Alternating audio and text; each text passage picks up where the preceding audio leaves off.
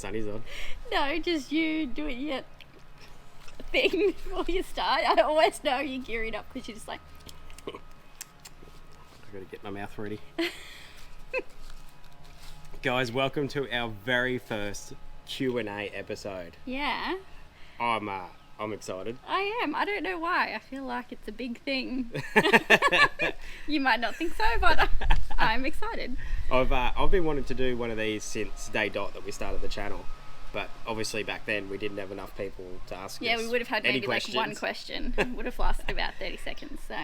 So we jumped on our socials recently and put it out there, said ask us any questions you want, and we got a lot. This won't be all the questions in this video. We're going to have to break it up into a few. I've gone in half, but we'll see how we go tackling that anyway. All right, let's get into it. All right. Pick one, random. Oh, the suspense. How long had you been planning saving for this trip? Saving, 0. No. We don't save. We are terrible at saving. Yes. We'd been talking about saving. Yeah. A lot. Yeah. Realistically, planning, it had been in the works sort of 3 years before we left, hey? Yeah, probably like, I remember going for our first camp, really, with the family in Urunga. And that was, I would have been just past 30. Mum had just bought us our first tent. Yeah. And I loved it. And I said to Alex, I was like, imagine if we could do this for a year. So that would have been 5 years ago. Yeah, true. That was by no means planning anything though. No, and then we obviously watched some other YouTubing families and travelling families and stuff, and I just said to him one day, I want to do it for real, let's do it. I was against it at first. Yeah, I didn't want to go. Was not on board. Was not something I wanted to do. I wanted to stay, keep working, work towards, more houses, blah, blah, blah. So glad I came around. It was basically from watching other people on YouTube. It made me go, yeah, you know what? That does look awesome. Oh, maybe like properly, sorry about the losing questions. Close up, whatever I'm trying to say. Probably like really planning it for about 3 years, I reckon.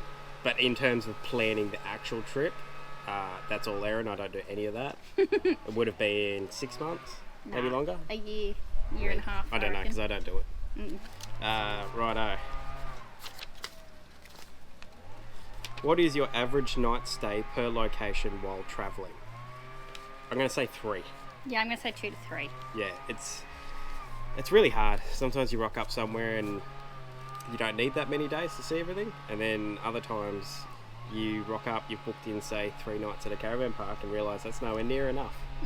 But luckily, we just extend if we want to spend longer in a place. I'd say like our max stay in one place has been 8 days. Yeah, it feels like you're living there by that stage. Yeah, and that's too long. That was like, we had itchy feet by the end of that. Yeah. That was just purely because we had to get stuff done and waiting on things and, boring stuff. Yeah. Do you want to go from the top or randomly pick? Just go from the top. Yeah, you read this one. Oh, this is a you question. How much solar do you have on your roof, battery capacity, and have you run flat when free camping? Yes to that last one? Yeah, 510 watts of solar on the roof. An extra 120 watt solar blanket, but it's a King's one, so it's probably not actually 120. Battery capacity, we've got 200 amp hours of lithium in the van. And yes, we recently ran out of power. Where were we? I can't even remember now. I can't remember where we were last week, let alone where that happened.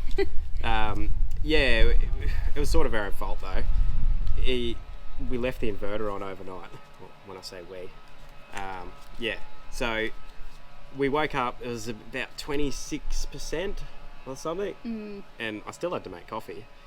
I'm not starting the day without coffee, so I got up, started making the coffee we use the inverter to make coffee with our pod machine. Anyway, got to 20% and everything just shut off. So we learned that was our absolute limit that the battery can be. Yeah, the EnerDrive system shuts everything off at 20%. Yeah. So we just started charging it back up and it restarted. And the hard thing for us is our laptop chews the power when I'm editing.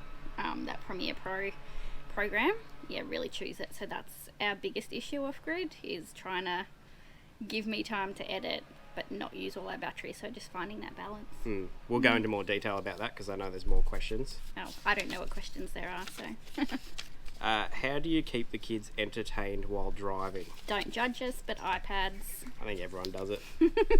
Shove an iPad in their face. Yeah. We've been trying to restrict it lately because Yeah. when they have a long trip, and because we've been doing long trips up the centre, they just, if you give them the pad too much, they're feral. And they just get so emotional if they've had too much time on it. Yeah. So, yeah, we try and say first half an hour, it's like looking out the window or doing something else. And then we've tried like some podcasts and stuff.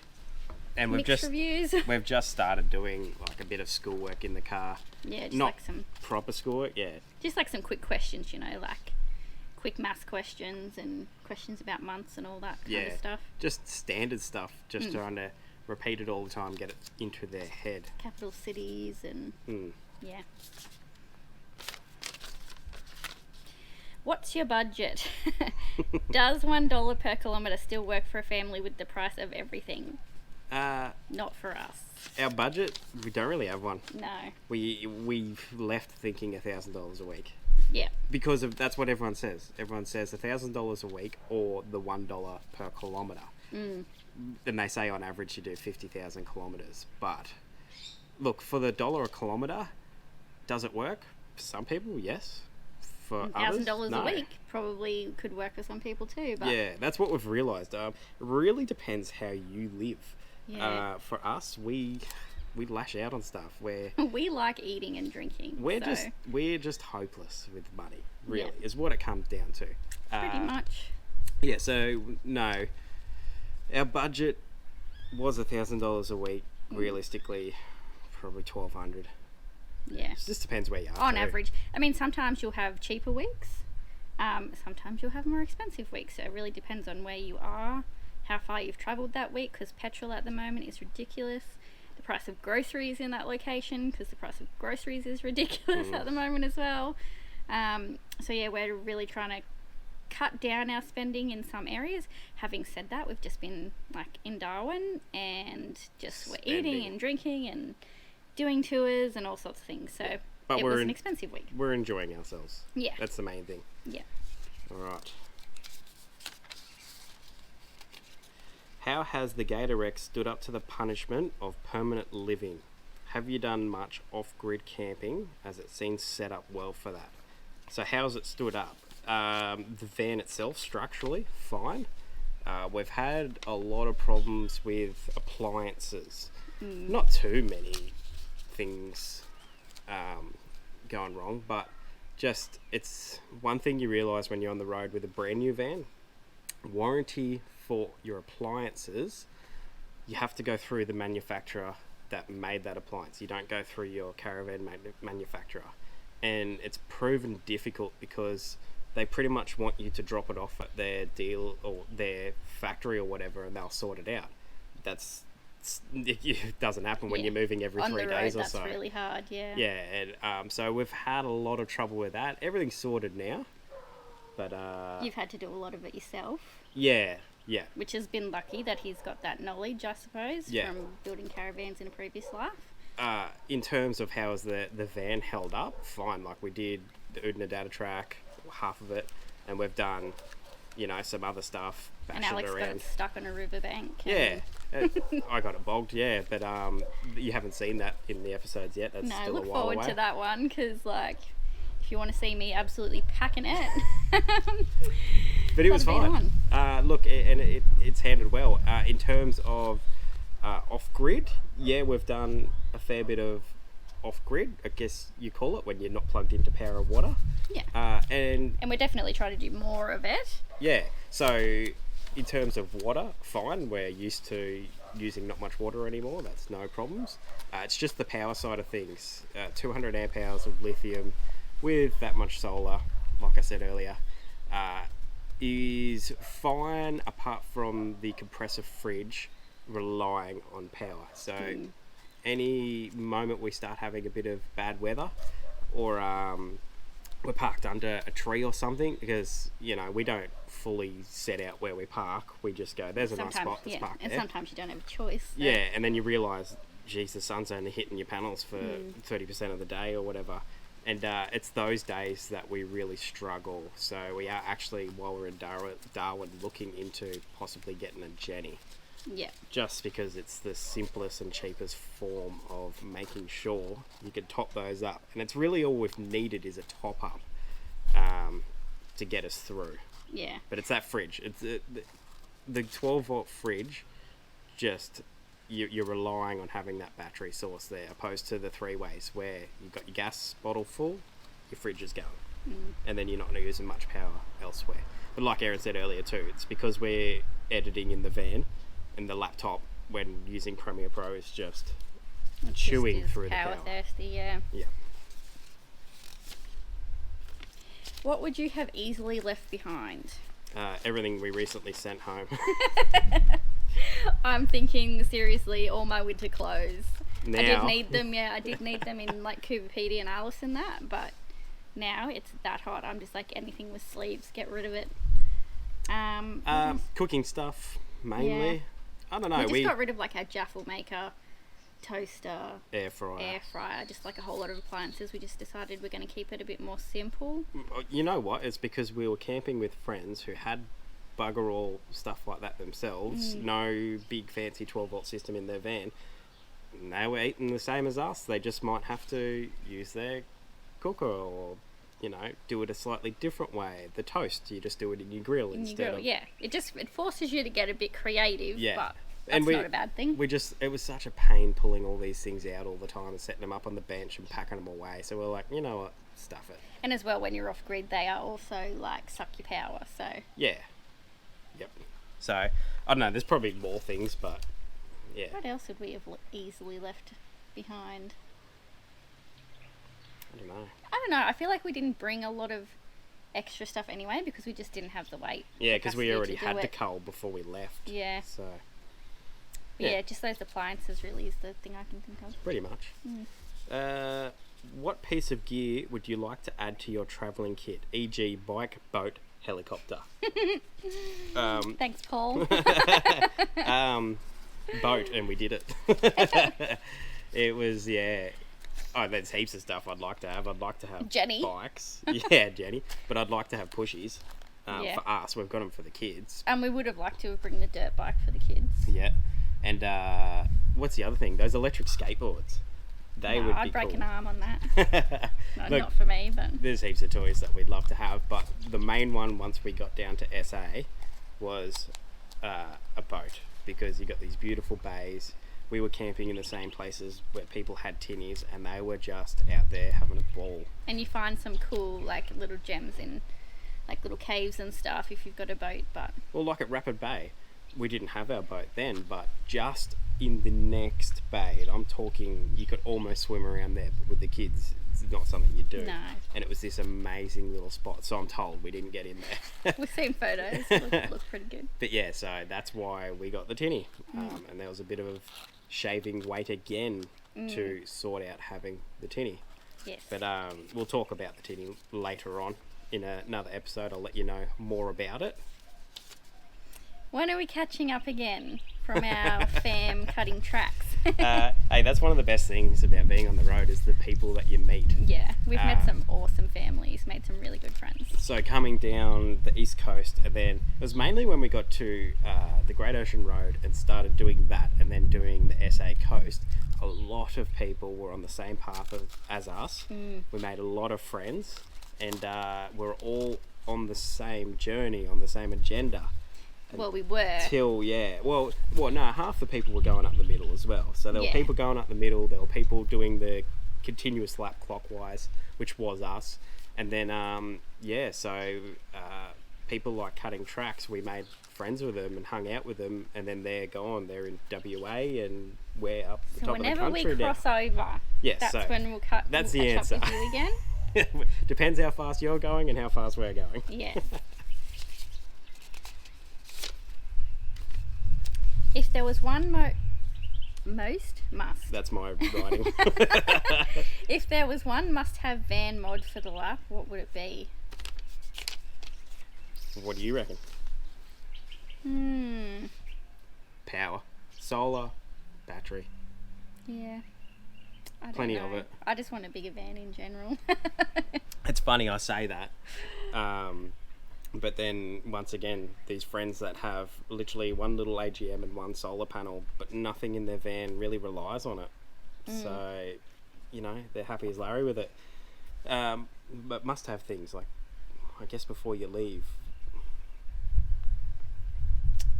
I don't know. I don't think there is a must have.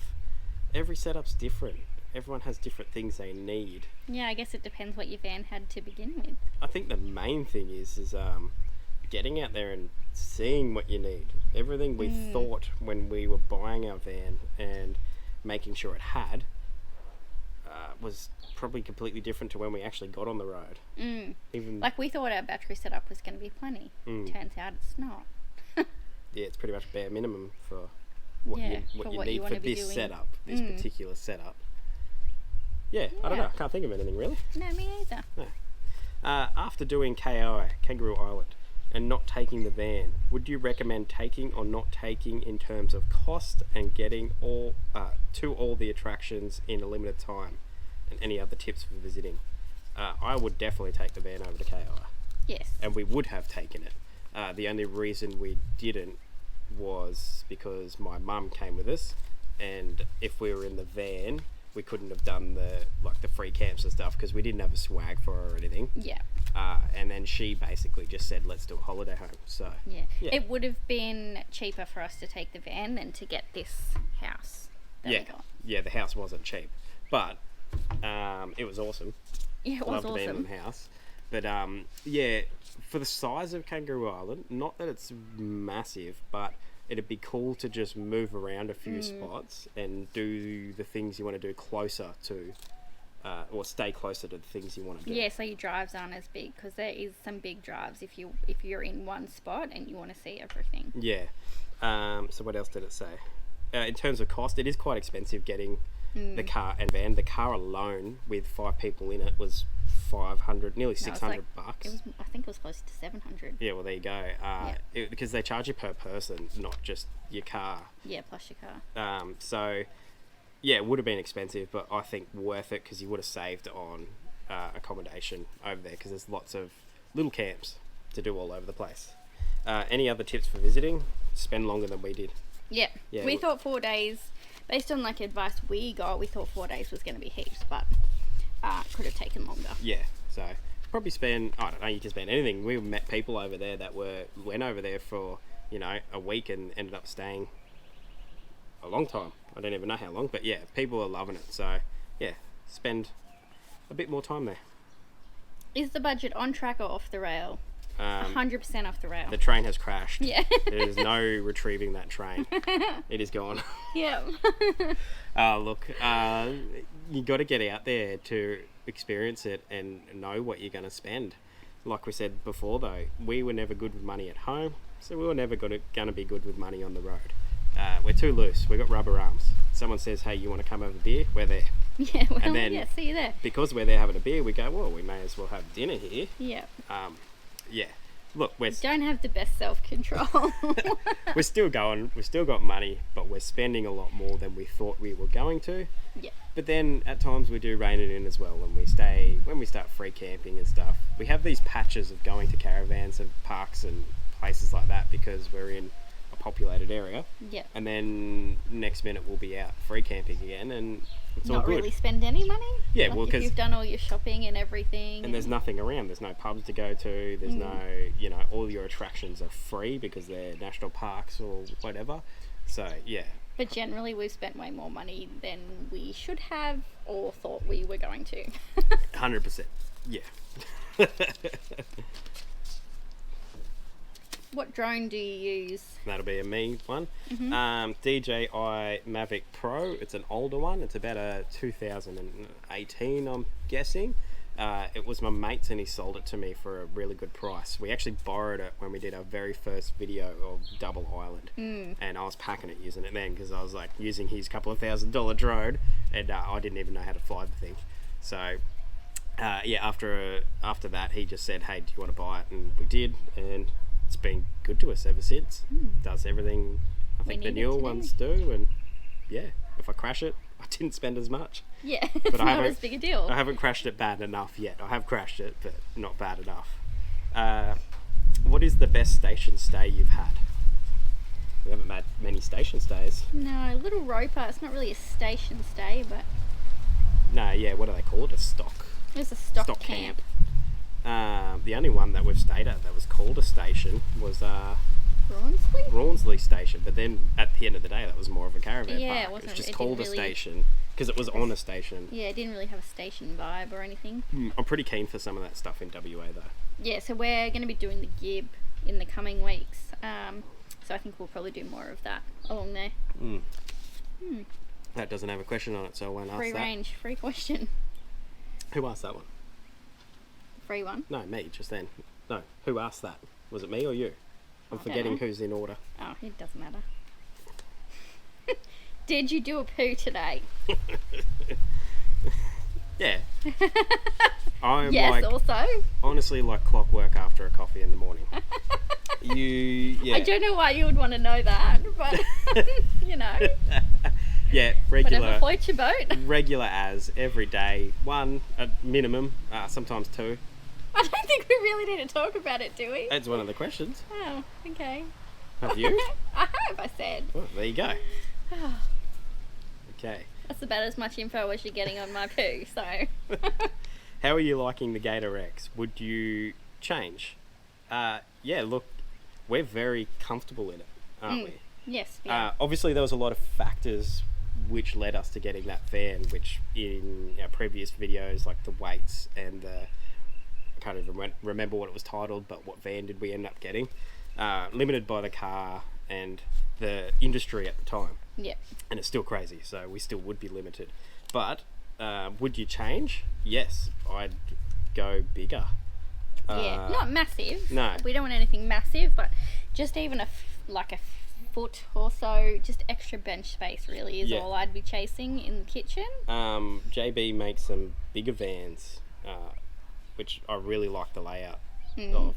They would be awesome. And they're- we'd love a separate shower toilet. Yeah, and they're just delving now into composite frames. So yeah, like it does us absolutely fine. We are very comfortable in it. I always say the layout for an 18-foot van is pretty much perfect. Yeah. If you changed little things, like there are some other companies out there that make an 18-foot with a separate shower and toilet, but you really compromise on 1, your fridge, 2, your bench space, and 3, your dinette. Whereas we've got like a full-size dinette that we all fit around at the moment. So, Yeah. look, I think they've pretty much nailed it with layout. For that size. Yeah.